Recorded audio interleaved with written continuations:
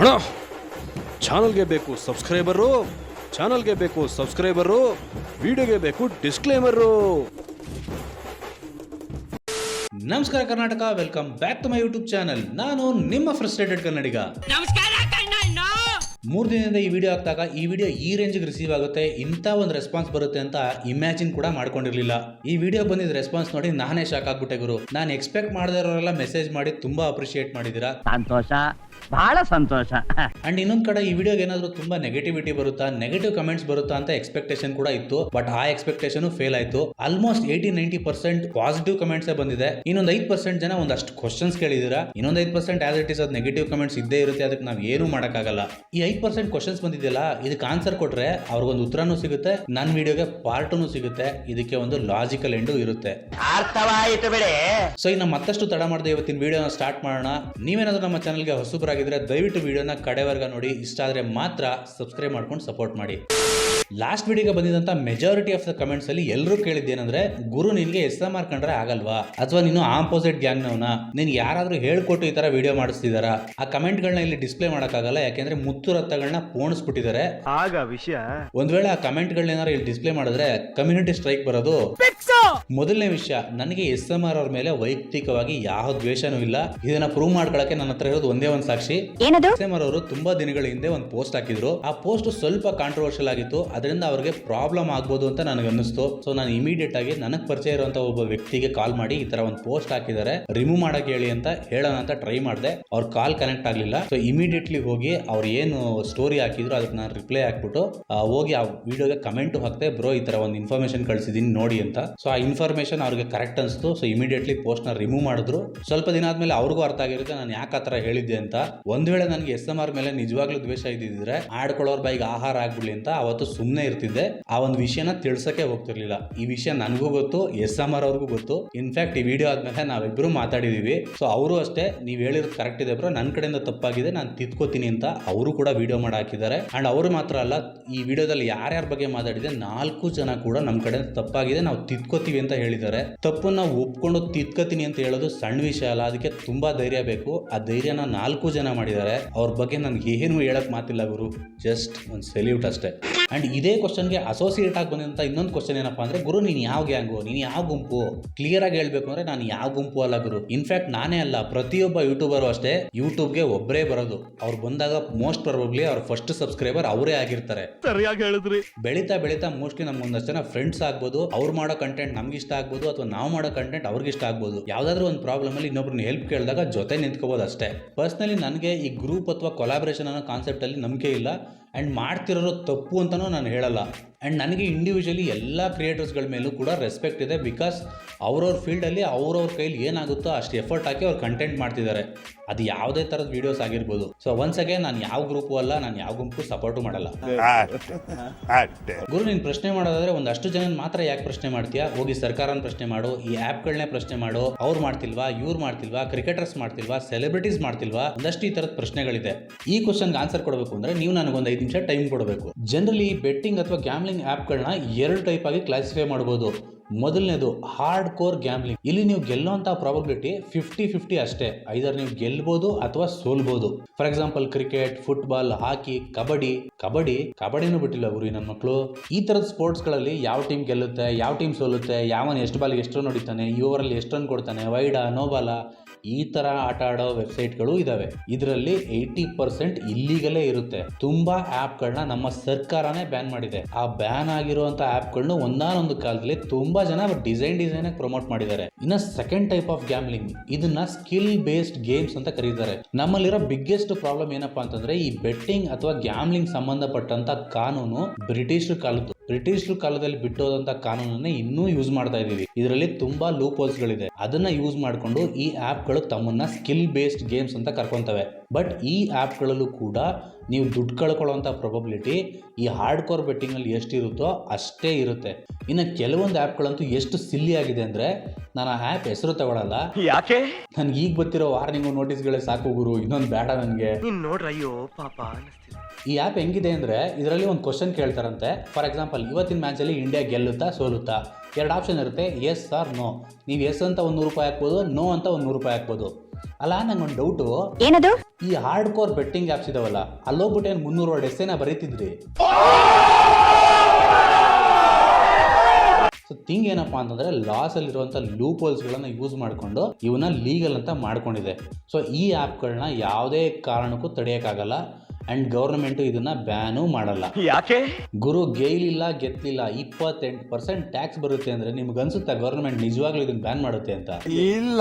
Recent ಆಗಿ news ಆಗಿದ್ದ ಪ್ರಕಾರ ಇಂಡಿಯಾದ ಒಂದು ದೊಡ್ಡ ಗೇಮಿಂಗ್ ಕಂಪ್ನಿ ಒಂದು ಪೊಲಿಟಿಕಲ್ ಪಾರ್ಟಿಗೆ 100 ಕೋಟಿ ಫಂಡ್ ಕೊಡ್ತಾರೆ. ನಿಮ್ಗೆ ಅನ್ಸುತ್ತಾ ಪೊಲಿಟಿಕಲ್ ಪಾರ್ಟೀಸ್ಗೆ ಇವನ್ನ ಬ್ಯಾನ್ ಮಾಡಕ್ ಇಂಟ್ರೆಸ್ಟ್ ಇದೆ ಅಂತ? ಇಲ್ಲ. ಬಟ್ ತುಂಬಾ ಸ್ಟೇಟ್ಗಳು ಒಂದು ಬೋಲ್ಡ್ ಸ್ಟೆಪ್ ತಗೊಂಡು ತುಂಬಾ ಆ್ಯಪ್ಗಳನ್ನ ಬ್ಯಾನ್ ಮಾಡಿದ್ದಾರೆ, ಇನ್ಕ್ಲೂಡಿಂಗ್ ರಮ್ಮಿ, ಕ್ರೀಮ್ 11, ಮರಿಯಪ್ಪನ್ ಸರ್ಕಲ್ಲು, ಮಾರಮ್ಮನ್ ಸರ್ಕಲ್ಲು ಎಲ್ಲ ಆ್ಯಪ್ಗಳನ್ನ ಬ್ಯಾನ್ ಮಾಡಿದ್ದಾರೆ. ಈ ಥರದ ಆ್ಯಪ್ಗಳಲ್ಲಿ ನೀವು ಓಪನ್ ಮಾಡ್ತಿದ್ದಂಗೆ ಒಂದು ಪಾಪಪ್ ಬರುತ್ತೆ, ಈ ಆ್ಯಪು ತೆಲಂಗಾಣ, ಆಂಧ್ರ ಪ್ರದೇಶ, ಸಿಕ್ಕಿಂ, ಹರಿಯಾಣ ಇಂಥ ಸ್ಟೇಟ್ಗಳಲ್ಲಿ ವರ್ಕ್ ಆಗಲ್ಲ ಅಂತ. ಎಲ್ಲ ರಾಜ್ಯ ಸರ್ಕಾರಗಳು ಒಗ್ಗಟ್ಟಾಗಿ ಒಂದು ರೆಸೊಲ್ಯೂಷನ್ ತಂದು ಇಂಥ ಆ್ಯಪ್ಗಳನ್ನು ಬ್ಯಾನ್ ಮಾಡಬೇಕು ಅಂತ ಒಂದು ಕಾನೂನು ಪಾಸ್ ಮಾಡಿದ್ರೆ, ನಿಕಾಲ್ ಲೌಡೆ ಅಂತ ಬ್ಯಾನ್ ಮಾಡೋದು ದೊಡ್ಡ ವಿಷಯನೇ ಅಲ್ಲ. ಸರ್ಕಾರ ಆ ಥರ ಮಾಡಬೇಕು ಅಂದರೆ ಜನಗಳು ಇದ್ರ ಬಗ್ಗೆ ಮಾತಾಡಬೇಕು. ಜನಗಳು ಇದ್ರ ಬಗ್ಗೆ ಮಾತಾಡಬೇಕು ಅಂದರೆ ಅದ್ರ ಬಗ್ಗೆ ಒಂದು ಜಾಗೃತಿ ಬರಬೇಕು. ಗುರು ನಾನೊಬ್ಬ ಇದನ್ನ ತಡೆದು ಬಿಡ್ತೀನಿ, ತಳ್ಳು ಬಿಡ್ತೀನಿ, ನಿಲ್ಲಿಸ್ಬಿಡ್ತೀನಿ ಅಂದರೆ ನನ್ನಂಥ ಮುಟ್ಟಾಳ ಇನ್ನೊಬ್ಬ ಯಾರೂ ಇರಲ್ಲ. ನನಗಿಂತ ಮುಂಚೆ ಕೂಡ ತುಂಬ ಜನ ಈ ಬೆಟ್ಟಿಂಗ್ ಆ್ಯಪ್ಗಳನ್ನ ಬ್ಯಾನ್ ಮಾಡಬೇಕು, ನಿಲ್ಲಿಸಬೇಕು ಅಂತ ತುಂಬ ಜನ ಮಾತಾಡಿದ್ದಾರೆ. ಪ್ರತಿ ವಿಡಿಯೋದಲ್ಲಿ ಬ್ಯಾನರ್ ಹಿಡಿದು ಬೆಟ್ಟಿಂಗ್ ಮುಕ್ತ ಕರ್ನಾಟಕ ಮಾಡಬೇಕು ಅಂತ ಅಭಿಯಾನ ಮಾಡಿದಂಥ ಕಿತ್ತಾಡಿ ಕಿರಣ್ ಅವರಾಗಿರ್ಬೋದು, ಅಥವಾ ತಮ್ಮ ಕಾಮಿಡಿ ವಿಡಿಯೋಗಳ ಮೂಲಕ ಬೆಟ್ಟಿಂಗ್ ಆಡಬೇಡಿ ಅಂತ ಹೇಳಿದಂಥ ಧನರಾಜ್ ಆಚಾರ್ ಅವರಾಗಿರ್ಬೋದು, ವಿಕಿಪೀಡಿಯಾ ಆಗಿರ್ಬೋದು, ಎಸ್ಪೆಷಲಿ ಅವರ ಮುದ್ದು ಕುಮಾರ್ ಸೀರೀಸ್ ತುಂಬಾ ಒಳ್ಳೊಳ್ಳೆ ವಿಡಿಯೋಗಳನ್ನ ಮಾಡಿ ಈ ಬೆಟ್ಟಿಂಗ್ ಇಂದ ಆಗುವಂತ ಪರಿಣಾಮಗಳ ಬಗ್ಗೆ ತುಂಬಾ ಚೆನ್ನಾಗಿ ವಿಡಿಯೋ ಮಾಡಿದ್ದಾರೆ. ಇನ್ನ ಬಹಳಷ್ಟು ಕ್ರಿಯೇಟರ್ಗಳು ತಮ್ಮದೇ ಆದ ವೇನಲ್ಲಿ ಟ್ರೈ ಮಾಡಿದ್ದಾರೆ. ಈ ವಿಡಿಯೋ ಮಾಡಕ್ ಮುಂಚೆ ನನಗನ್ಸಿದ್ದಿಷ್ಟೇ, ನಾವು ಇಲ್ಲಿವರೆಗೂ ಜನಕ್ಕೆ ಈ ಗ್ಯಾಮ್ಲಿಂಗ್ ಬೆಟ್ಟಿಂಗ್ ಅನ್ನ ಆಡಬೇಡಿ, ಇದು ಕೆಟ್ಟದ್ದು ಅಂತ ಅವೇರ್ನೆಸ್ ಕೊಡ್ತಾ ಇದೀವಿ. ಆದ್ರೆ ಇದನ್ನ ಪ್ರಮೋಟ್ ಮಾಡ್ತಿರೋಂತ ಕ್ರಿಯೇಟರ್ಸ್ಗೆ ಯಾಕೆ ಅವೇರ್ನೆಸ್ ಕೊಡ್ತಿಲ್ಲ? ಸೊ ಅಂತವ್ರಿಗೆ ಒಂದು ಅವೇರ್ನೆಸ್ ಸ್ಪ್ರೆಡ್ ಮಾಡೋಣ ಅನ್ನೋ ಉದ್ದೇಶದಿಂದನೇ ಮಾಡಿದ್ದು. ಒಬ್ರು ಗೇಮರ್ ಆಗಿರ್ಬೋದು, ಒಬ್ರು ಕಾಮಿಡಿ ಕಂಟೆಂಟ್ ಮಾಡೋರಾಗಿರ್ಬೋದು, ಒಬ್ರು ಆಕ್ಟರ್ ಆಗಿರ್ಬೋದು, ಅವ್ರು ಇದುವರೆಗೂ ಅಂತ ಆ್ಯಪ್ಗಳನ್ನ ಪ್ರಮೋಟ್ ಮಾಡಿದ್ ನಾನು ನೋಡಿಲ್ಲ. ಬಟ್ ಅಂತವ್ರು ಇಂಥ ಆ್ಯಪ್ಗಳನ್ನ ಪ್ರಮೋಟ್ ಮಾಡಕ್ ಇಳಿದ್ಬಿಟ್ರ. ಇತ್ತೀಚೆಗೆ ಕನ್ನಡದಲ್ಲಿ ತುಂಬಾ ಒಳ್ಳೊಳ್ಳೆ ಆಕ್ಟರ್ಗಳು, ಆಕ್ಟ್ರೆಸ್ಗಳು ಒಂದು ಕಾಲದಲ್ಲಿ ತುಂಬಾ ಒಳ್ಳೆ ರೆಪ್ಯುಟೇಷನ್ ಇಟ್ಕೊಂಡಿದ್ದಂಥವ್ರು ಇಂಥ ಆ್ಯಪ್ಗಳನ್ನ ಪ್ರಮೋಟ್ ಮಾಡ್ತಿರೋದು seriously it's A concerning issue. ನಾನು ಸ್ಟ್ರೈಟ್ ಅವೇ ಹೇಳ್ತೀನಿ, ಕೆಲವು ಡುಬಾಕ್ ನನ್ನ ಮಕ್ಕಳಿಗೆ ಬೆಳಗ್ಗೆದ್ರೆ ಬೆಟ್ಟಿಂಗ್ ಪ್ರಮೋಷನ್ ಮಾಡದಿದ್ರೆ ಕಕ್ಕನೂ ಬರಲ್ಲ. ಅಂತ ಡುಬಾಕ್ ನನ್ನ ಮಕ್ಕಳು ಮಾಡೋ ಪ್ರಮೋಷನ್ನ ಜನ ಸೀರಿಯಸ್ ಆಗಿ ತಗೊಳ್ಳಲ್ಲ. ಯಾಕಂದ್ರೆ ಅವರು ಡುಬಾಕ್ ನನ್ನ ಮಕ್ಕಳು, ಇವ್ರು ಪ್ರಮೋಟ್ ಮಾಡೋ ಪ್ರಾಡಕ್ಟ್ಗಳು ಡುಬಾಕ್ ನನ್ನ ಮಕ್ಕಳು ಅಂತ 90% ಜನ ಇಗ್ನೋರ್ ಮಾಡ್ಬಿಡ್ತಾರೆ. ಬಟ್ ಈ ತರ ಟ್ಯಾಲೆಂಟ್ ಇರೋ ಕ್ರಿಯೇಟರ್ಸ್ಗಳು, ಸೊಸೈಟಿಲಿ ಒಂದು ಒಳ್ಳೆ ರೆಪ್ಯುಟೇಷನ್ ಇಟ್ಕೊಂಡಿರುವಂತ ಕ್ರಿಯೇಟರ್ಗಳು ಈ ತರ ಹೇಳಿದಾಗ ಜನ ಅದನ್ನ ಸೀರಿಯಸ್ ಆಗಿ ತಗೊಳ್ಳೋ ಚಾನ್ಸಸ್ ಜಾಸ್ತಿ ಇರುತ್ತೆ. ಸೊ ಅದೊಂದೇ ಉದ್ದೇಶಕ್ಕೋಸ್ಕರ ಕ್ರಿಯೇಟರ್ಸ್ ನ ಫೋಕಸ್ ಮಾಡಿ ಈ ವಿಡಿಯೋ ಮಾಡಿದ್ದು. ಅಂಡ್ ಈ ವಿಡಿಯೋ ಇಷ್ಟು ಚೆನ್ನಾಗಿ ರಿಸೀವ್ ಆಗುತ್ತೆ ಅಂತ ದೇವರಾಣೆಗೂ ಅನ್ಕೊಂಡಿರ್ಲಿಲ್ಲ. ನನಗೇನೆ ಅನ್ಸಿತ್ತು, ಗುರು ನಾನು ಒಬ್ಬ ಹೇಳ್ಬಿಟ್ರೆ ಏನೋ ಬದಲಾವಣೆ ಆಗುತ್ತಾ ಅಂತ. ನಾನೊಂದು ಇಬ್ಬರಾದ್ರೂ ಏನಾದ್ರು ರೆಸ್ಪಾನ್ಸ್ ಮಾಡ್ಬೋದು ಅಂತ ಅನ್ಕೊಂಡಿದ್ದೆ. ಬಟ್ 4 ಜನನು ಇಷ್ಟು ಪಾಸಿಟಿವ್ ಆಗಿ ತಗೊಂಡು ಈ ತರ ರೆಸ್ಪಾನ್ಸ್ ಮಾಡ್ತಾರೆ ಅಂತ ಅನ್ಕೊಂಡಿರ್ಲಿಲ್ಲ. ನಾನು ಈ ವಿಡಿಯೋದಲ್ಲಿ ತುಂಬಾ ಜನದ ಹೆಸರೇ ತಗೊಂಡಿರ್ಲಿಲ್ಲ. ಕೆಲವರು ಅವರಾಗಿದ್ದವರೇ ನಾವು ಗೊತ್ತಿಲ್ಲ ಈ ತರ ಪ್ರಮೋಷನ್ ಮಾಡಿದೀವಿ, ಇದು ಇಷ್ಟು ಸೀರಿಯಸ್ ಅಂತ ನಮಗೆ ಗೊತ್ತಿರಲಿಲ್ಲ, ಇನ್ ಮುಂದೆ ನಾವು ಈ ತರ ಮಾಡಲ್ಲ ಅಂತ ಸ್ಟೋರೀಸ್ ಹಾಕ್ತಿದ್ದಾರೆ. ನಾನು ಈ ವಿಡಿಯೋನ ಯಾವ ಉದ್ದೇಶದಿಂದ ಮಾಡಿದ್ನೋ ಅದಕ್ಕಿಂತ ಜಾಸ್ತಿನೇ ಸಕ್ಸಸ್ ಸಿಕ್ಕಿದೆ. ಒಂದು ವಿಡಿಯೋದಿಂದ 5-6 ಜನ ಬದಲಾಗ್ತಾರೆ ಅಂದ್ರೆ ಅದಕ್ಕಿಂತ ದೊಡ್ಡ ಚೇಂಜ್ ಇನ್ನೊಂದಿಲ್ಲ ಗುರು. ಅಂಡ್ ತುಂಬಾ ಜನ ತಮ್ಮದೇ ರೀತಿಯಲ್ಲಿ ಧ್ವನಿ ಎತ್ತಾ ಇದ್ದಾರೆ. ತುಂಬಾ ಒಳ್ಳೆ ವಿಚಾರ. ಅಂಡ್ ಈ ವಿಷಯದಲ್ಲಿ ಒಂದು ಕಿಡಿ ಬೇಕಾಗಿತ್ತು. ಐ ಥಿಂಕ್ ಆ ಕಿಡಿ ಹತ್ಕೊಂಡಾಗಿದೆ. ಇನ್ನ ಬದಲಾವಣೆಯನ್ನ ಗಾಳಿ ಕಂಟಿನ್ಯೂಸ್ ಆಗಿ ಬೀಸಿದ್ರೆ ಬೆಂಕಿ ಹತ್ಕೊಳ್ಳೋದ್ರಲ್ಲಿ ಡೌಟೇ ಇಲ್ಲ. ಈ ಬೆಟ್ಟಿಂಗ್ ಅಥವಾ ಗ್ಯಾಮ್ಲಿಂಗ್ ಅನ್ನೋ ವಿಷಯ ಬಂದಾಗ ತುಂಬಾ ಜನ ಕ್ರಿಯೇಟರ್ಗಳು ಹೇಳೋ ವಿಷಯ ಏನಪ್ಪಾ ಅಂತಂದ್ರೆ, ಗುರು ಇದಕ್ಕೆ ಗೌರ್ನಮೆಂಟೇ ಪರ್ಮಿಷನ್ ಕೊಟ್ಟಿದೆ, ಗೌರ್ನಮೆಂಟೇ ಇದನ್ನ ಲೀಗಲ್ ಅಂತ ಡಿಕ್ಲೇರ್ ಮಾಡಿದೆ ಅಂತ. ಕರೆಕ್ಟ್ ಕಣ್ರಯ್ಯ? ಈ ಬೆಟ್ಟಿಂಗ್ ಅಥವಾ ಗ್ಯಾಮ್ಲಿಂಗ್ ಆ್ಯಪ್ಗಳನ್ನ ಲೀಗಲ್ ಅಂತ ಡಿಕ್ಲೇರ್ ಮಾಡಿರೋ ಅದೇ ಗೌರ್ನಮೆಂಟೇ ಪ್ರಾಸ್ಟಿಟ್ಯೂಷನ್ ಲೀಗಲ್ ಮಾಡಿದೆ. ಅರ್ಥ ಆಯ್ತಾ?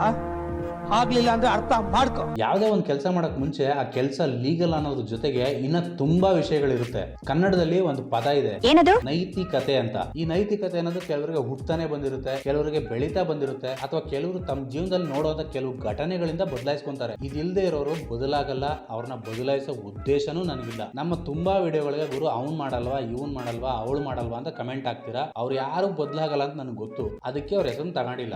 ಸೊ ಅವ್ರನ್ನ ಬದಲಾಯಿಸಬೇಕು ಅನ್ನೋ ಉದ್ದೇಶ ನಿಮಗಿದ್ರೆ ಒಂದೇ ಒಂದು ಸಿಂಪಲ್ ಲಾಜಿಕ್. ಇಲ್ಲೊಬ್ರು ಕಮೆಂಟ್ ಹಾಕಿದ್ದಾರೆ, ನೀಟಾಗಿ ಓದ್ಕೊಳ್ಳಿ. ನೀವು ಕೊಟ್ಟಿರೋ ಸಬ್ಸ್ಕ್ರೈಬರ್ಸು, ನೀವು ಕೊಡ್ತಿರೋ ವ್ಯೂಸ್ ಇಂದಾನೆ ಅವ್ರಿಗೆ ಬೆಟ್ಟಿಂಗ್ ಆ್ಯಪ್ ಪ್ರಮೋಷನ್ ಬಂದಿರೋದು. ನಿಮಗೆ ನಿಜವಾಗ್ಲೂ ಅದನ್ನು ತಡಿಬೇಕು ಅನ್ನೋ ಇಂಟ್ರೆಸ್ಟ್ ಇದ್ರೆ ಅವ್ರ ಪೇಜ್ಗಳನ್ನ ಸಿಂಪ್ಲಿ ಅನ್ಸಬ್ಸ್ಕ್ರೈಬ್ ಮಾಡಿ, ಅವ್ರ ವಿಡಿಯೋಸ್ಗಳನ್ನ ನೋಡಬೇಡಿ. ರೀಚ್ ಬಿದ್ದೋದ್ರೆ ಅವ್ರಿಗೆ ಅರ್ಥ ಆಗುತ್ತೆ ಜನ ಯಾಕೆ ನೋಡ್ತಿಲ್ಲ ಅಂತ. ಚೆನ್ನಾಗಿದೆ ಚೆನ್ನಾಗಿದೆ. ಅಂಡ್ ಈ ವಿಷಯಕ್ಕೆ ಸಂಬಂಧ ಇಲ್ದಿರೋ ತರ ಇನ್ನೆರಡು ಕಮೆಂಟ್ ಬಂದಿದೆ. ಈ ಕಮೆಂಟ್ಗೆ ನಾನು ಉತ್ತರ ಕೊಡಲೇಬೇಕು.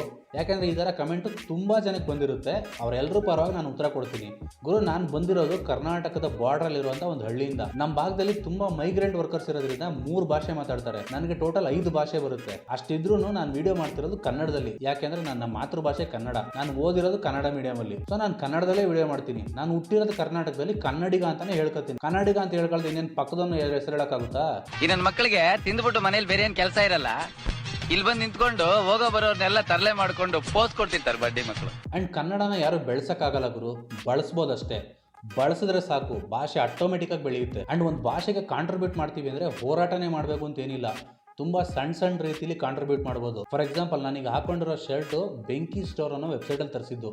ನನ್ನ ಹತ್ರ ಇನ್ನೂ ಒಂದು 4 ಶರ್ಟ್ ಇದೆ, ಅದು ಇರುವೆ ಅನ್ನೋ ವೆಬ್ಸೈಟಿಂದ ತರಿಸಿದ್ದು. ಇವೆರಡೂ ಕೂಡ ನಮ್ಮ ಕರ್ನಾಟಕದವ್ರು ನಡೆಸ್ತಿರುವಂಥ ಬಿಸ್ನೆಸ್ಗಳು. ಈ ಥರ ಕಸ್ಟಮೈಸ್ ಟಿ ಶರ್ಟ್ ಮಾಡುವಂಥ ಸಾವಿರಾರು ಕಂಪ್ನಿಗಳಿದೆ. ಯಾಕೆ ಹುಡುಕಿ ಇಲ್ಲೇ ತರಿಸಿದ್ವಿ ಅಂದರೆ ನಮ್ಮವರೇ ಬೆಳೀಲಿ ಅಂತ. ಅಷ್ಟೇ ಸಾಕು ಗುರು, ಇಂಥ ಸಣ್ಣ ಕಾಂಟ್ರಿಬ್ಯೂಷನ್ಗಳೇ ಸಾಕು. ದೊಡ್ಡವರೇ ಹೇಳಿಲ್ವೇ, ಹನಿ ಹನಿ ಗುಡಿದ್ರೆ ಹಳ್ಳ ಅಂತ. ಇದು ತುಂಬಾ ಜನಕ್ಕೆ ಅರ್ಥ ಆಗಲ್ಲ. ಅದಕ್ಕೆ ಹೇಳೋದು ಎಜುಕೇಶನ್ ಇಸ್ ಇಂಪಾರ್ಟೆಂಟ್ ಅಂತ. ಈ ಡೈಲಾಗ್ ನ ಯಾರು ಹೇಳಿದೆ ಅಂತ ಕನ್ಫ್ಯೂಸ್ ಆಗ್ಬಿಟ್ರೆ ಏನ್ ಮಾಡೋದು? ನಮ್ದು ತುಂಬಾ ವಿಡಿಯೋಸ್ಗಳಲ್ಲಿ ನಾನು ಒಂದು ಕ್ಲಿಪ್ ಹಾಕ್ತಿರ್ತೀನಿ. ಏನಂತ ಓದದ್ ಕಲರಿ ಅನ್ಎಜುಕೇಟೆಡ್ ಬಡೈತವ. ಅದ್ರ ಅರ್ಥ ಎಜುಕೇಶನ್ ಇಸ್ ವೆರಿ ಇಂಪಾರ್ಟೆಂಟ್ ಅಂತಾನೆ. ಆಗ ವಿಷಯ ಆದ್ರೆ ಸ್ಕೂಲು ಕಾಲೇಜ್ಗೆ ಹೋಗಿ ಡಿಗ್ರಿ ಸರ್ಟಿಫಿಕೇಟ್ ತಗೊಳ್ಳೋದೇ ಎಜುಕೇಶನ್ ಅಲ್ಲ. ನಮ್ಮ ಆತ್ಮಸಾಕ್ಷಿಗೆ ಮೋಸ ಮಾಡ್ಕೊಳ್ದೆ, ಒಳಗೊಂದು ಹೊರಗೊಂದು ಇಟ್ಕೊಳ್ದೆ ಜೀವನದಲ್ಲಿ ಆದರ್ಶಪ್ರಾಯರಾಗಿ ಬದುಕಿದ್ರೆ ಅದೇ ರಿಯಲ್ ಎಜುಕೇಶನ್. ಅದಕ್ಕೆ ಕ್ಲಾಸಿಕ್ ಎಕ್ಸಾಂಪಲ್ 3ನೇ ಕ್ಲಾಸ್ ಓದಿದ ನಮ್ಮ ಅಣ್ಣವ್ರೆ.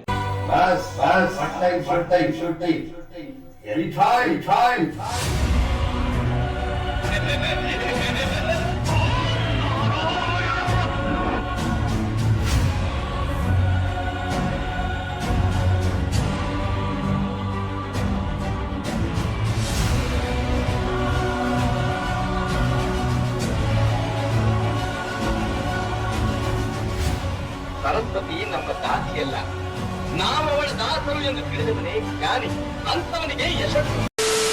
ಇನ್ನೊಂದು ಕ್ವಶನ್ ಉಳ್ಕೊಂಡಿದೆ. ಆ್ಯಂಡ್ ಈ ವಿಷಯದ ಬಗ್ಗೆ ಒಬ್ಬರು ಹೊಸ ಯೂಟ್ಯೂಬರ್ ಒಂದು ವಿಡಿಯೋ ಮಾಡಿದ್ದಾರೆ. ಆ ವಿಡಿಯೋದಲ್ಲಿ ಹೇಳಿದಂಥ ಒಂದು ಪಾಯಿಂಟ್ಗೆ ನಾನು ಕ್ಲಾರಿಫಿಕೇಶನ್ ಕೊಡಬೇಕು ಅಂದ್ಕೊಂಡಿದ್ದೀನಿ. ಯೂಟ್ಯೂಬಲ್ಲಿ ಪ್ಲೇ ಆಗುವಂಥ ಆ್ಯಡ್ಸ್ ಮೇಲೆ ಕ್ರಿಯೇಟರ್ಸ್ಗೆ ಯಾವುದೇ ಹೋಲ್ಡ್ ಇರಲ್ಲ. ನಮ್ಮ ಚಾನಲಲ್ಲಿ ಯಾವ ಆ್ಯಡ್ ಪ್ಲೇ ಆಗಬೇಕು ಅನ್ನೋದನ್ನು ನಾವು ಡಿಸೈಡ್ ಮಾಡಲ್ಲ, ಅದನ್ನು ಯೂಟ್ಯೂಬೇ ಡಿಸೈಡ್ ಮಾಡುತ್ತೆ.